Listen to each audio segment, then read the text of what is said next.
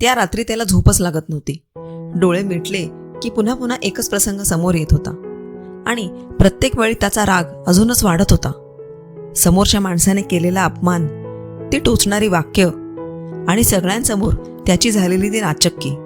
तो अंथरुणावर पडला होता, पण मन मात्र अजूनही त्याच प्रसंगात अडकलेलं होतं. त्याला तेव्हा अजिबात कल्पना नव्हती की ही रात्र त्याच्या आयुष्यातल्या सर्वात महत्त्वाच्या रात्रींपैकी एक ठरणार होती. अभिजित एका कंपनीत काम करत होता. स्वभावाने प्रामाणिक, शांत, आपलं काम करून घरी जाणारा. पण त्या दिवशी ऑफिसमध्ये एक मीटिंग झाली. सगळ्यांसमोर त्याच्या वरिष्ठांनी त्याला खूप काही ऐकवलं. चूक त्याची नव्हतीच, पण दोष त्याच्यावर टाकण्यात आला. तो काही बोलला नाही, तिथे शांत राहिला, पण आतमध्ये खूप अपमानित वाटत होतं. घरी आला, जेवण केलं, घरच्यांशी बोलला, सगळं नेहमीसारखंच केलं, पण मनात मात्र सतत तोच प्रसंग चालू होता. रात्र झाली, तो झोपायला गेला, पण झोप काही येत नव्हती. पुन्हा तोच चेहरा, तीच माणसं, तीच वाक्य, तेच ऑफिसचं वातावरण, सगळा अपमान, आणि त्याच्या मनाने एक वेगळा चित्रपट सुरू केला. तेव्हा मी असं बोलायला पाहिजे होतं, त्याला ना लगेच उत्तर द्यायला पाहिजे होतं, सगळ्यांसमोर त्याचीच चूक दाखवायला पाहिजे होती. असा करत करत रात्र पुढे सरकत होती.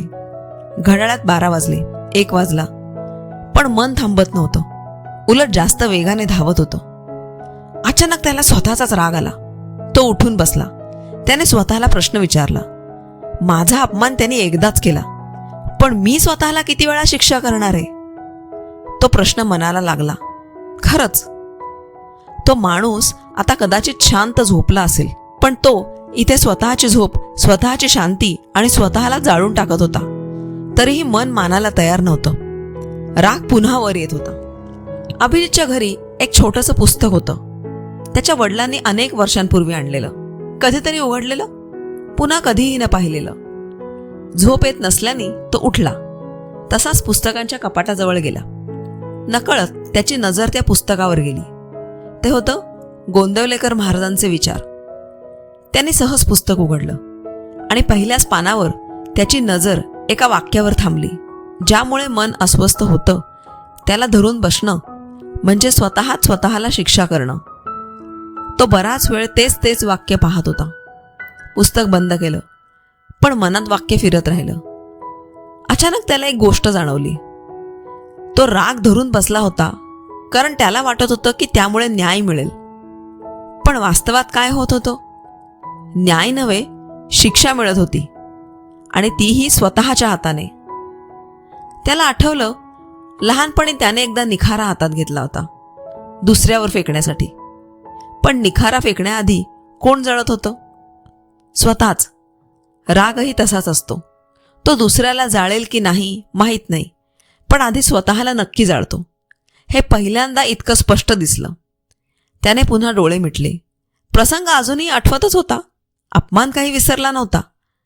पण आता त्याने मनाला एकच गोष्ट सांगितली, जे घडलं ते घडलं, पण आता माझी रात्र मी त्याला देणार नाही, माझी शांती मी त्याच्या हातात ठेवणार नाही.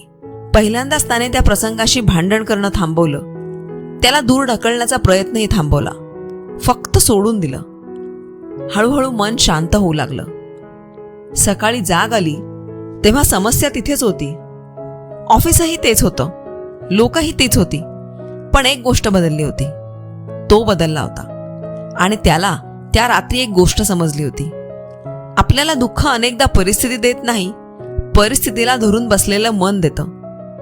जगातल्या प्रत्येक अपमानापासून आपण स्वतःला वाचवू शकत नाही, पण त्या अपमानाला आपल्या मनात कायमचं घर देणं हे मात्र आपल्या हातात असतं.